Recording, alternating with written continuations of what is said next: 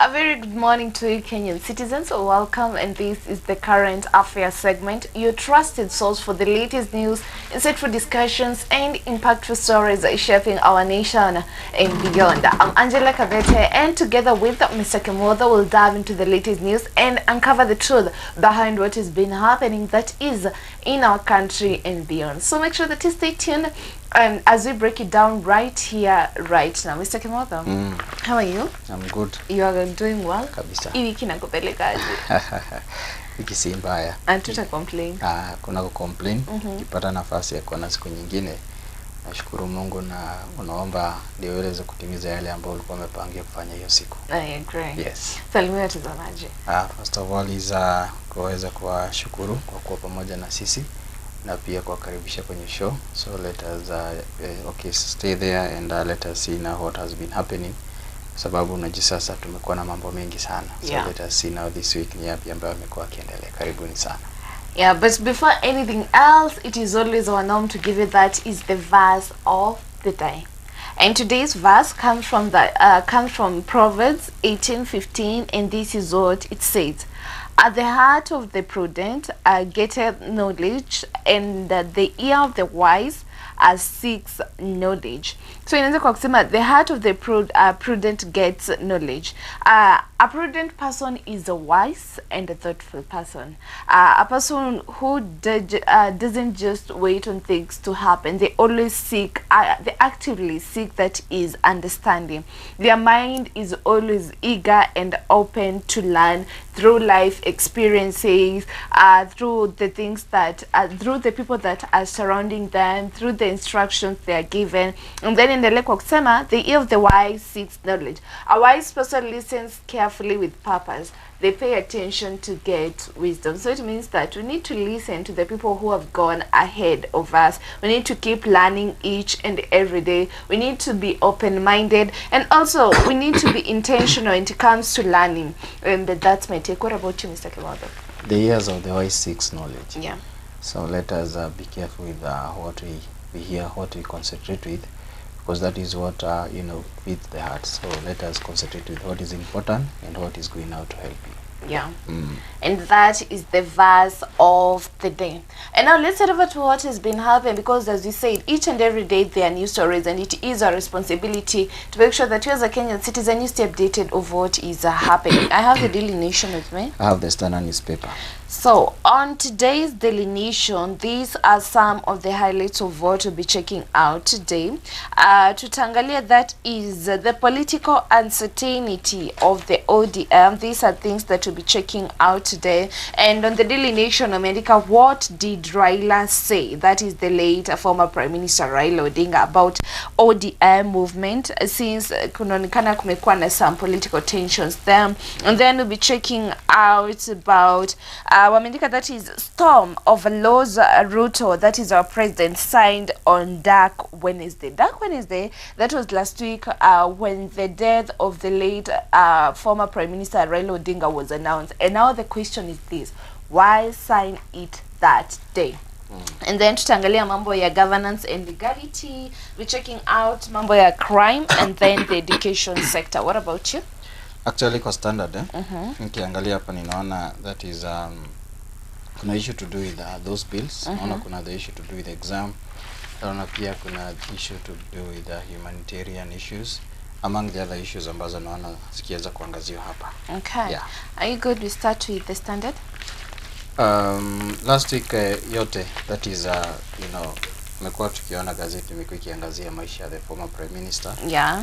Na ni kwa sababu ya yale maisha ambayo aliweza kuyaishi. Tulikuwa tunaona every day unakuta gazeti from page 2 page 15 kwa tuna stories zake zote, and it shows you that alikuwa ni mtu ambaye maisha yake yalikuwa celebrated. Kuna mengi sana watu wengi waliweza kuyaiga, and wakati aliweza kuaga, the nation went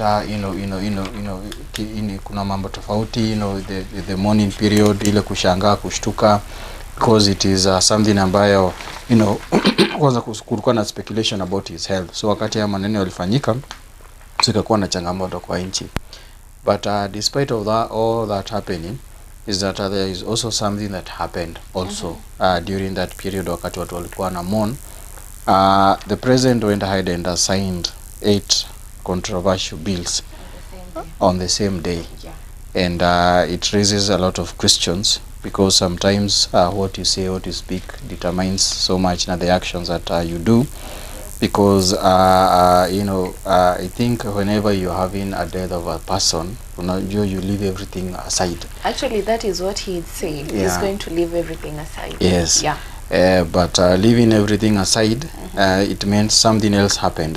Yeah. Raised a lot of questions. Why could it is because the government itself say that wamepeana 7 days of mourning. Yeah. So do we even hata wangekojea kwanza the 7 days of mourning zikwishe, then the bill can be signed. So what was the rush to sign the bills?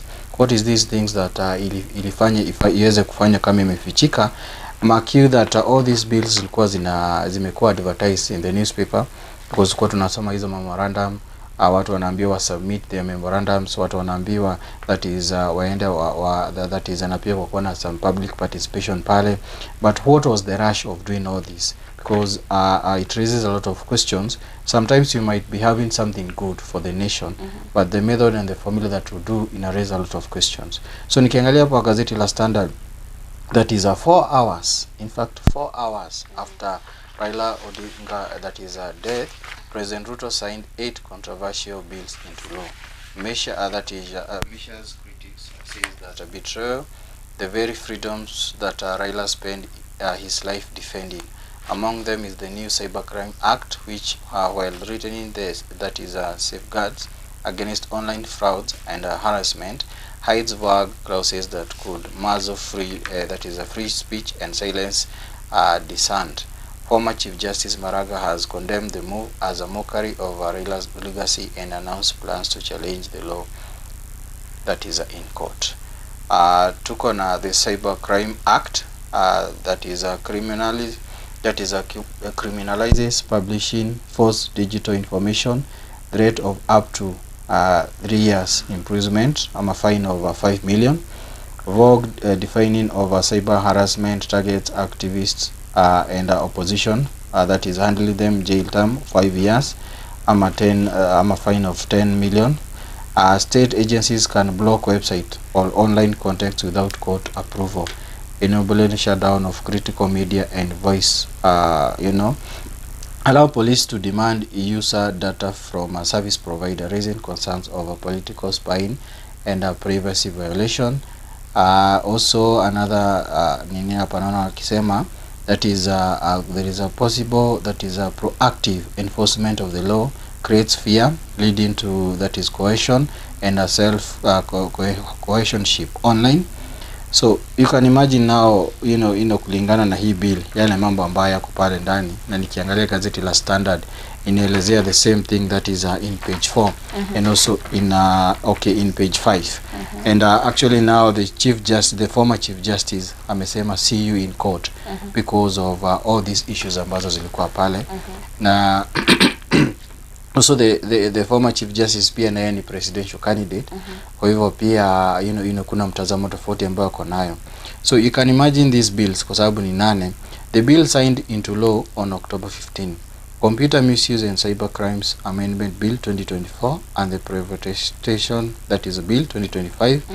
You also have National Land Commission Amendment Bill, tuko na Land Amendment Bill, tuko na Wildlife Conservation and Management, that is a bill. Kuna National Police Service Commission Amendment Bill 2024. Kuna Air Passenger Service Charge, that is a Charge Amendment Bill 2025. Kuna Virtual Asset Service Providers Bill. Kuna Privatization Act National Assembly Bill, that is number 36 of 2025. And the question is this: why do it on that specific day? And I think probably they usually forget these are some of the decisions that they kunafaa kukuwa na public participation, because the government is of the people and by the people, but you don't see that happening in our country. Yeah. You see what happened is that because some of these bills was announced in the newspaper, na walikuwa wamesema hadi watu watume memorandums. That is there were different ways of sending memorandums. that is through the parliamentary email website na yale mambo mengine. Then pia kukakuwa na wakati ambao pia walisema watu wapeleke their views in some of the areas ambao walikuwa designate. But unajua sasa kama sasa unakuta the place ambao mmeweka it is not convenience for everyone. Yeah. So unakuta wale ambao wako karibu ndio ambao wanaweza kwenda pale. And also at the same time, you know the members of parliament were supposed to come now to the ground level, to the lowest, that is level, to the mwananchi waweze kuelezea some of these bills ambayo iko pale. Then at the same time atakuwa na that is the real stakeholders wakiweza kuitwa, that is kuja kuelezea haya mambo yote. Then why the rush? Yeah. Why the rush of doing all that? Because if at all this bill haingekuwa na any issue ambayo ingekuwa pale, it could have waited. Exactly. Because unajua at the end of the day kuna you know wale watu ambaye imesainiwa that is wakuja that is waweze kufuata, they're the same people ambao walikuwa na mon. Yeah. They're the same people tu wale tu. So I didn't see now the rush of doing all that, because nikiangalia hapa that is especially now sasa kama hii now the cyber crime ambayo iko hapa, unajua kuna ile the freedom of expression, freedom of speech. And you can see that is some of our neighboring nation wamekuwa na haya matatizo ambao wamekuwa pale. And actually now you can see now pia kuna the issue pia ya hiyo mambo that is you know that is the police now they can demand data from the service provider. So it means that if the police wamekuja kuna kesi wanataka ama kuna kitu wanataka kujua kukuhusu, they can go to the service provider of that information. Na service provider hapa wako na njia mingi sana, because wanaenda pia kwa you know the mobile telecommunication companies waitisha your data. They can also go to the bank waitisha your data. They can also go even to any other that is state agency ambao wako na your information, because tuko na different even government services through e-citizen ambazo sisi wenyewe huwa tunajaza na kuna forward our information ambazo ziko pale. Because tukiangalia hapa wanasema even though several causes are critical in strengthening protection against that is a rapid involvement threats of online fraud, kuna zile online fraud ambazo zimekuwa pale, identity theft, that is a misinformation, kuna pia cyber harassment, kuna beneath the service of these intentions, kuna clauses pia ambazo pia nikiangalia hapa wanasema that is walianza kuziangalia. Na pia kuna some of these ambazo zina threat to free, that is speech, media freedom, and the rights of a citizen to the critical you know to criticize this power. Okay, hatukatai kuna yale mambo ambayo yamekuwa pale, but inafaa ikuwe well categorized vizuri, because tumekuwa tukiona sometimes during even some of the demonstrations kwa zinaendelea pale, kuna watu wengi sana walikuwa charged with terrorism. Ukiangalia definition of terrorism ni kitu ambacho kilikuwa very serious, na ni kitu ambacho kilikuwa kinakuwa misused pale, na unakuta kuna zile fine ambazo watu wanatozwa pale. So there fears that some of this act can be misused, because wakati sasa for example now kuna hiyo maneno maybe sasa for example kama kuna intimidation of freedom of expression, it means that your social website can be at the same time can be closed down. But also at the same time pia kuna watu pia nao wamekuwa misuse this social media. Unakuta watu wanaeneza uvumi fulani, for example tumekuwa tukiona watu kama wanaeneza uvumi fulani, mtu fulani ameaga na pengine hajaga, ama mambo fulani ambayo si mazuri ambayo yamekuwa pale. So kuna ile the balance itself that needs to be done, because hii issue ingeweza kuelezea vizuri na watu waweze kupatia more education. Then at the same times why the rush, especially wakati tunaelekea almost during the campaign. Are they scared or something? Because it feels like these laws are favoring only one side. Yeah, that is now the issue ambayo that is iko pale, because also at the same time hizi sheria ni za kila mtu ama ni za wale ambao wako in government, because tumekuwa tukiona discrimination ikifanyika mara mingi, so that those people especially wale ambao wana oppose the government ndio wamekuwa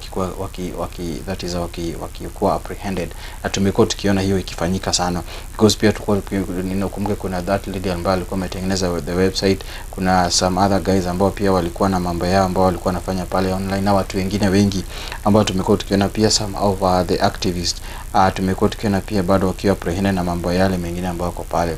So the bill iko na the advantages of the on the other side, but at the same time unakuta kuna yale mambo ambayo yamefichika pale na yana hawawezi that is kuweza kuidefine vizuri na hawawezi kuiclarify vizuri. Then at the same time wakati hizi sheria zinakuja, do you educate those people who are doing investigation, wale ambao wana arrest? Because now unajua now the arresting officer akikuja arrest, yeye ataenda andike hizo statement zote pale. So akiweza andika kitu ambayo pengine hajaelewa vizuri, hiyo kitu inaweza kuwa misguiding wakati ataenda pale kotini. Na unakuta ni watu wengi sana hawana hiyo uwezo hadi wakuwa na a lawyer ambaye anaweza wa defend to the extent. Kwa sababu okay, kuna saa zingine kuna wale the state lawyers ambao wanakuwa pale, but unakuta kuna challenges because kama yule ambaye anaenda kuandika his statement hajaelewa hasa hata yeye ni nini amekushikia, pengine tu maybe imekuwa ni through the forces from the higher office, ameambia fanye kitu fulani, unaona kuna challenge ambayo imekuwa pale. Then at the same time in our nation we are still enjoying the rights of the new constitution ambayo tulikuwa nayo pale. So whenever kama kuna kitu ambacho kinakuja na kinaonekana that is kinaleta controversial issues now to the people, that's unaona watu wanaenda pale kotini, that's unaona pia watu that is wanaweza kuiangalia na mtazamo mwingine ambayo ni tofauti. But at the same time the bill itself iko na mwenye alileta alikuwa na good intention, but at the same time lazima iweze kufafanuliwa zaidi, watu waweze kuelewa, because ukumbuke hata wakati the new constitution ilikuwa inaletwa watu walifundishwa, kulikuwa ni ile civic education, watu walikaishwa chini wakaelezewa na ilikuwa in all those languages ambazo zilikuwa pale. So what the government could have done, ongeza that is ku-educate watu waweze kuelewa ni mambo yapi ambayo yako pale. Then pia watu wakikataa unaachana tu nayo, because there is no harm, because hao wenyewe tu ndio wataitumia. Wakikataa kama kuna effect ambazo zitatokana na yale maneno, hao watu ndio watafanya nini? But at the same time we also all this ujue ni kitu ambayo ilidiscussio na members of parliament, because the members of parliament ndio walipitisha hizi bills.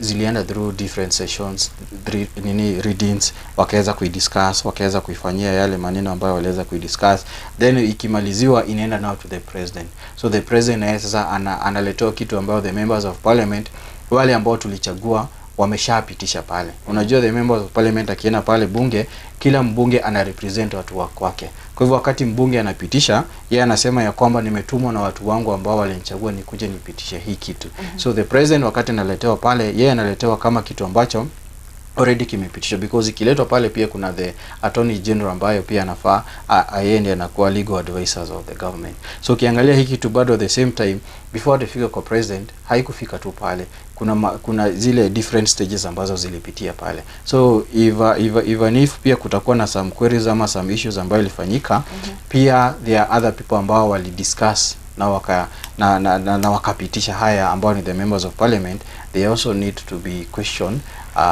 na pia wanafaa waelezee kila mbunge anafaa aende kwa constituency yake aweze kuelezea mwananchi hii bill inamaanisha nini na ni nini ambayo iko nayo, because sio moja tu ya cyber crime, pia kuna ya land wanafaa waelezee watu, pia kuna hii ya wildlife conservation and management. Tumekuwa tukiona the other areas kumekuwa that is the wildlife zinaingia kuna kwa interference na the human activity kwa pale mashambani na mambo yale mengine ambayo yako pale.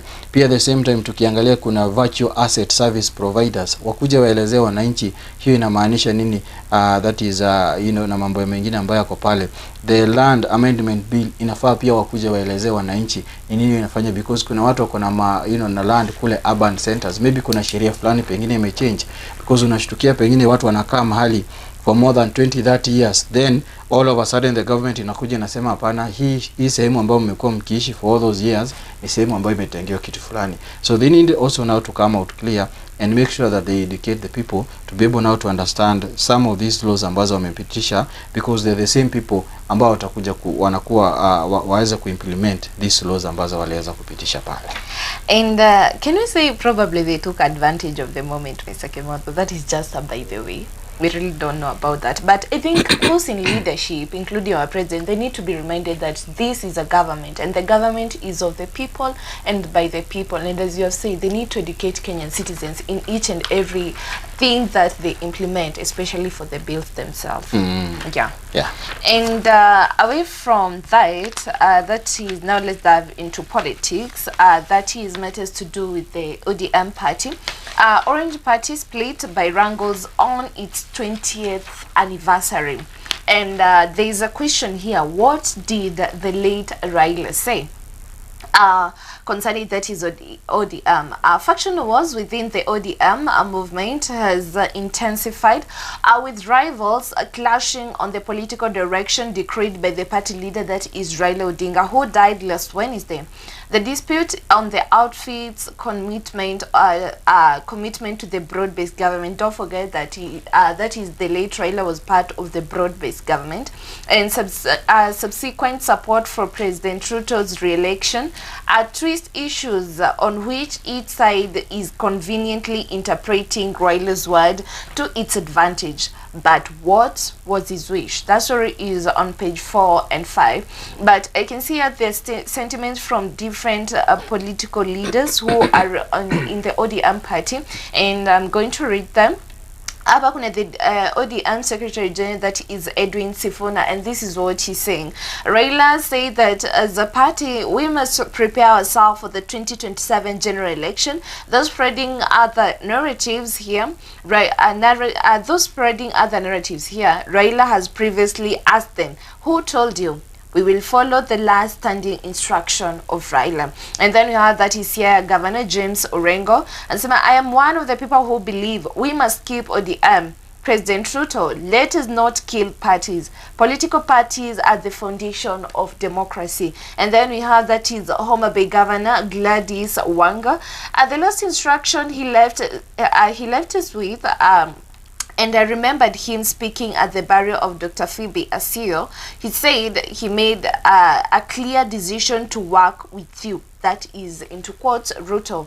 That is the last standing instruction Baba gave us.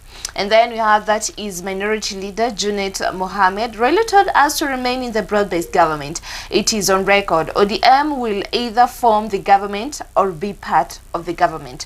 And then we have that is Treasury CS John Badi. Raila showed us before he died that he wanted us to be in government as a party. We will be in the broad-based government. And don't forget the funny thing, that is Edwin Sifuna was not so much into that is the broad-based government. Yeah. And now let's go that is to page 4 and 5 and see what they have to say about this. And then that is page 4 and 5. You can see the story is covered here. And they say that Raila's death aftermath. There was, which stated moments before Odinga was buried, that is on Sunday, relate to confusion over what exactly he said about the future of the party, whether it should remain in the broad-based government or exit. And you know, Mr. Kimotho, most of the people who are on the ODM party, even before the that is the late died, they were against that is the broad-based government. Yeah. Now wengi walikuwa hapo only because he was there. And now the question is this: will the broad-based government continue? That is the question that people are asking themselves. Yes.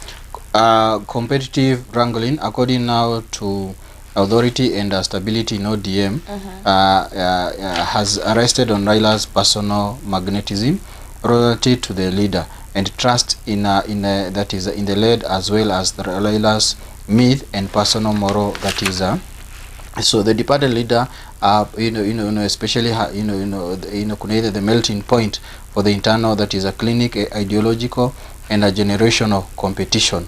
Looking around today, nobody in ODM and in Luo Nyanza has this kind of command. So the absence of institutionalized internal discipline and a command makes ODM without Raila vulnerable. Competitive wrangling could easily lead to that is a fragmentation and a destructive that is a rivalry. This is in turn could expose ODM into the low external pressure and infiltration. So ukiangalia nao pia kulingana na analyst hapa, it is anaona hapa ameandika that is a David Mulaka ambaye ni is a strategist, that is communication advisor. Ukiangalia hapa that is yeye kulingana na vile ambavyo amefanya uchambuzi wake, anaona ya kwamba that is ile loyalty ambayo ilikuwa pale, especially now from that region, the only person ambaye alikuwa na that command ability was now the late the late prime minister. And na kulingana na yeye pia anasema hakuna mtu ambaye anaweza kuwa na such command ambaye alikuwa na, because tulikuwa naona ya kwamba alikuwa anatangaza kitu fulani na unaona watu wanaweza kuifanya. We also that is that resemblance wakati now during now the morning period and and everything else tuliona vile ambavyo watu waliweza kujitokeza. So inamaanisha kuna a lot of changes, kuna a lot of things ambazo tutasikia, and unajua now hichi chama cha ODM aliweza kukihold intact for more than 20 years. So as they celebrate, they also need now to make sure that kuna pia wale wengine ambao pia wanafaa waangalie. Apart now from the ideological conflict, the young that is a task are also worried that they could be denied the ODM ticket, but next to that is a wider reverence of that ticket in the that is kulingana wao. Ukiangalia nao kumekuwa na movement ambayo imekuwa pale, ambayo imekuwa that is ikiongozwa that is na ODM Secretary General, that is Edwin Sifuna, ambao pia amekuwa out, but that is ku reject that is the extra legal union ambayo imekuwa pale, na during now that is the broad based government agreement ambayo imekuwa pale. Pia tumekuwa tukiona kina Caleb Amisi na wengine ambao wamekuwa kijiform, at the same time, because unajua sasa kuna kuwa pia na the time period of something, na pia kuna kuwa na the changes of season, and kwa sababu sasa saizi ukiangalia kulingana na the structure ama na the politics of this party, inamaanisha kutakuwa na some of these changes ambazo zitakuwa ziko pale, na it all now depends with how now they are going now to to weigh things, how now they are going now to analyze the situation, na vile ambavyo wataweza ku accommodate, because unajua kuna wale wengine ambao pia ni wa ODM na bado wako na that is wako kwa the broad based government, that is kama kuna CS Oparanya, that is kuna Joho pia ambao pia nao wako they are CS in the broad based government. Pia tuko na kina Junet Mohamed ambao pia wana support the broad based government. Pia tuko na CS that is John Badi pia ambao pia that is ate pia kwa broad based government. So kuna ile mtazamo ambao iko pale, na tuliona pia nao kila mtu akiraise. Kuna wale walikuwa wanasema that is wakati tulikuwa na mkutano, that is baba alisema lazima to support the government of the day. Pia tuko na the Secretary General of DM pia na yeye akasema watu waache kutoa maneno ambayo hawafai. Alisema lazima ODM itakuwa na presidential candidate 2027. Kuna wengine pia walisema now the pack ambayo iko for now is that the agreement of the broad based government, it is until 2027. So anything that is beyond 2027 bado haijaweza kukadabiliwa vizuri. So it shows you that the political move ama the political that is a movement ambayo ita change, ODM itself ita iko na another upper hand that is ya kupeana a political direction that is in regards to 2027, that is a general election ambayo inakuja. Okay, and on the same note, during the burial of that is the late Raila Odinga, the President Ruto said he would protect ODM from what he called those out to auction the party for self-gain. And the President added that though he is in the United Democratic Alliance, that is UDA party leader, he will not allow ODM to be taken over by those who want to auction it.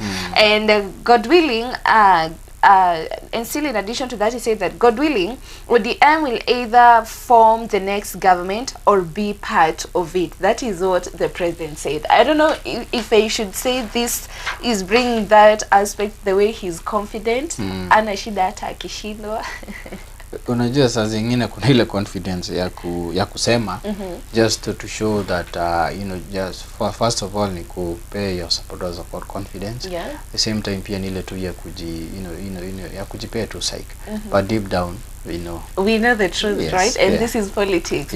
And still example that one thing I will not tolerate ni wale now this is what the President said. One thing I will not tolerate ni wale wanataka kung'oa chama ya ODM kutoka broad based government na kucheza karata ya upinzani. Kwa hivyo hata kubali ambao wanataka kutoa ODM kwa broad based government waitoe. And the funny thing, you can see even the secretary hapa kwa that is on the Daily Nation page 5, they have violated those who oppose that is the broad based government. One of them being the Secretary General ODM, that is Edwin Sifuna. And then to continue with that, still in English they say those who want to make the ODM leave the broad-based government and playing with the opposition politics outside there, hiyo haitawezekana. And yeah, at some point the president appeared to drum up support for Mr. Bahati to head the party, saying that for the 14 months he has been at the helm of the treasury and he has done well. Kenyan citizens, can you agree with this, Mr. Kimotho? Can you? And still he said that I am happy that Raila and I made a decision to have Bahati as the National Treasury Cabinet Secretary. Inflation has fallen from 4 from that is 9.6% under his leadership. Anatosha ama hatoshi.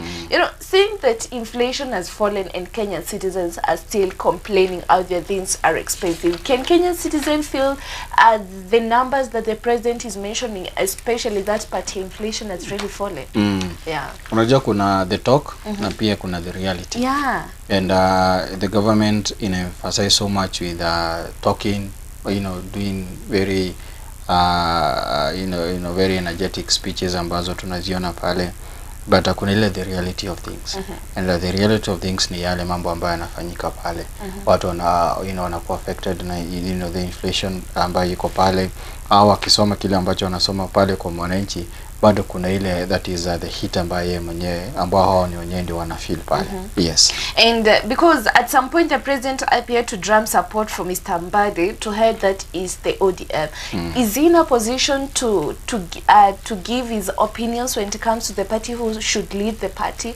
He should let those who are in ODM to choose that by themselves? Definitely kuna unajua pia the neighbors they shout so much wakati majirani wanaona wengine hao ndio in fact wanapeana, in fact majirani wanapeana stories zaidi kuliko ya wenye huko kwa hiyo boma, but tunasahau ya kwamba wenye boma ndio wanajua mambo ambayo yamekuwa yakiendelea. Sisi tunaweza kuwa tunaona mtu fulani na pengine hao wenyewe wanaona mambo tofauti, but at the same time hawezi ficha kitu follow bado kitaonekana pale. But at the same time is that they need now bado saizi kutakuwa ODM saizi sasa ndio itakuwa ikiongelelewa zaidi because kuna ile utofauti ambao utakuwa pale. And unajua kama kuna mtu mmoja ambaye alikuwa anawaleta wote pamoja, it was now the former prime minister, because yeye ndiye alikuwa anaweza kuweza kuwasikiza, na sasa itabidi sasa hawa wenyewe sasa wajue now the fate now of the party, and also pia now the fate of a personality now of a person as a person, the political feature ya that person itakuwa inaenda aje, because unajua kuna ile the party itself na pia kuna kuna the person the person itself, because unajua sasa kuna wale ambao pia wamejibrand hawa wenyewe pia by jina tu yao tu already imeshajulikana pale. So now sasa kuna mambo mengi ambayo yako pale, na pia kutakuwa na so many other political that is agreement ambazo zitakuwa ziko pale, because kuna wale wata remain, kuna wale wengine ambao wataenda pale. Ninajua that is kutakuwa na mtazamo tofauti ambao tutakuwa tukiangalia. And I can see up here Mr. Bahati aliambia that is the president not to be distracted by those who want ODM out of the broad-based government, adding that they are not going against that is Odinga wishes. So it feels like the two of them, they kind of have a connection. They're cheering kila mtu, they're saying positive things about each other. Unajua one thing that our leaders they have nothing to lose, because like I didn't Sifuna any senator, Baba Wino any MP, Caleb Amisi any MP. Yeah. CS Buddy, he's a CS. That is a Joho, any CS. Weekly for Paranya, any CS. Na pia the CS pia that is our stima na wale wengine. So even if hata waki disagree ama wa agree, they are still benefiting, because pia wako kwa payroll ambayo iko pale, pia wako na the highest that is a position ambayo pia ziko na a lot of influence, na pia at the same time unajua hakuna kitu ambacho that is kama chama kimesema usipofuata hii, this is the discipline that the party is going to give you. So that is unaona kuna wale ambao wana support the broad-based government, kuna wale ambao pia kuna mtazamo tofauti, kwa sababu hakuna kitu ambayo imesema ya kwamba this is the actual stand of the party. Because now the actual stand of the party, tukikuja na the other part, kuna ile pack ambao wali agree. Tukikuja now the other part, now the party ambao wako against wanasema we are against because even the agreement that was signed during the broad-based government is not being followed. So that's when we need now to be against them for them now to follow what we decided now to agree together. So ukiangalia now so kuna ile mtazamo tofauti ambayo iko pale, but at the same time we should just sisi kama mwananchi waje to relax, tuangalie vile ambavyo watafanya, because tukiingilia kwa mambo yao sisi ndio tutapotea. And actually I do echo the words that is of Mama Aida vile ambavyo alisema she could not inherit the enemies of the former prime minister, because the enemies ambao watakuwa enemies na yeye sahi, kesho asubuhi ataona wakiongea na wao na wakifurahia pale. So sisi kama wananchi, so round hii wacha tutulie, wacha tuone vile ambavyo wataweza kujiarrange, because if we enter so much into all this mess ambao wako nayo, tutajipata tutapolea tu pale, and yet to them for now hakuna kitu ambacho wana lose. And can you say that this could shift the alliances and affect the balance of power, especially if the ODM members move to the government? Yes. It could affect, right? Yes, it could be, because ukiangalia hata hapa kwa article wanasema no one in position can fit in a fallen leader's shoes. Wakati that is the former prime minister alitoka kwa that is kwa the real active position ya opposition as a opposition leader, tuliona kulikuwa na ile fallout. Yeah. Tumekuwa tukiona that is now the other leaders wamejaribu wanaenda huku, wanaenda huku, so ikaonekana kana kwamba hakuna the real opposition leader kama vile ambavyo tulikuwa tunajua the former prime minister ndiye alikuwa. So ukiangalia ile effect ambayo ilikuwa pale na venye ambavyo aliingia kwa government vile ambavyo kumekuwa na sasa hizi ambayo hayuko, definitely kutakuwa na hii disagreement ambayo iko pale. Na ukiangalia disagreement imeanza hata kama even during the burial process. Tuliangalia disagreements ikiendelea pale. Even during that procession ikiendelea tuliangalia disagreement over opinions ikiwa pale. So definitely kutakuwa na some shift ambayo tutakuwa tuna expect. Yeah, and I would really want to hear from the Kenyan citizens. Don't forget the question that you have asked you. The president said that since Mbadi took leadership, that is at the CS in the National Treasury, the inflation ilianguka and sai things are stable. Do you feel the impact of that? Do you think that's true? And also the president asked, Anatosha Amatoshi, please get to talk to us on 0799 200 100. I'll be so glad to hear from you. And on other stories, you have something else as we wind up? Exams. Desperate student and parents fall for online scammers. So, that is a national examination start. Investigation reveals how these syndicates have built a thrilling, that is underground economy around the promise of the leaked examination paper, business based on deception. This week, detectives attached to the that is a Kenya National Examination Council (NEC) arrested a 22-year-old Meru University student believed to be part of a larger larger ring operation on a social media. So the suspect who that is atakuwa represented pale, kuna ishi mambo na fraud na mitihani, na alipelekwa pale kotini na akakuwa released na bond ambayo ilikuwa pale. But at the same time wakati that is kuna mtihani ambayo inaendelea ya that is KJSEA, KIPSEA, KCSE ambazo zinaendelea pale. But kuna zile wale examiners that is wale ambao wanasema wako na mtihani na kumbe ni mtihani gushi ambao wanaweza kusirculate pale. Let us avoid shortcuts. Yeah, because sisi ndio tunawa entertain. Because wakati mtu anasema ako na makaratasi ya NEC na wewe kama mzazi, because si wanafunzi wanakimbilia pale, ni mzazi ndiye anafanya haya maneno. Very ironical, right? Yes, yeah, because mwanafunzi yako pale pengine amejitayarisha ama hajajitayarisha, but unakuwa mzazi sasa anakuwa na ile that is anakosa kuvumilia ama anakuwa na ile tension, anaangalia anaanza kutafuta shortcuts ambazo ziko pale. Na some of these shortcuts zitakugharimu pesa, na the same utakuta hizi shortcuts bado hazitafanya kazi, because huyu mwanafunzi hiyo karatasi ambayo umempatia pengine anaweza pita, but in future ile career ambayo ataenda kufanya pale kutakuwa na fallout ambayo itakuwa pale. So let us love our country, let us love one another, because wakati tunaingilia mambo kama haya ndio yanatuletea mambo ambayo si mazuri. Then at the same time you also need to teach our children ambao wanafanya mtihani, pia tunafaa tuwafunze good attributes ambazo ziko pale. Because huyu mtoto ukimuonesha ya kwamba ninaweza mwibia mtihani ndiye apite, inamaanisha hata ile siku ambayo ataingia kwa hiyo ofisi hata yeye atafanya the same thing. If we want corruption to end, let it end. Let us sisi we walk the talk. Wacha corruption iishe na sisi tuweze kuimaliza, because mzazi ambaye anashughulika na mambo kama haya pia ni yeye anachangia corruption that is kueneza to our nation. It all starts at home, right? Can we say that? Definitely, because unajua hapa wameelezea vizuri sana ya kwamba kuna hii that is hii fraud ambayo inaendelea pale. Ukiangalia that is ni pesa kidogo sana, sijui 500 na 5000 ndio ile pesa ambayo unalipa ndio upatie hiyo mtihani. Ile school fees ambayo umelipa tangu huyo mtoto akue form 1 hadi form 4, acha tutumie kama hii example, si imepita 5000. So kwa nini hii 5000 ianze sasa define that is the fate of that child na ili hali huyu mtoto amekuwa na yeye for all those years. And as we wind up, that is on sports page 27, you can see Morocco look to build on fast, that is the 20 World Cup title, and North Africa side beat Argentina, that is 2-0 in final on the Sunday to seal the title on Chile. And that is when it comes to the sport, and that is what we had for today. What do you have to tell the viewers?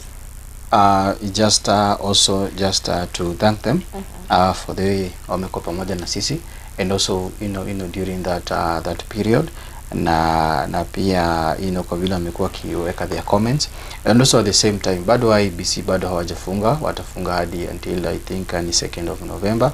So kama hujajiregister pale, kindly go and do that, ndio when ile the democratic way of hearing your voices.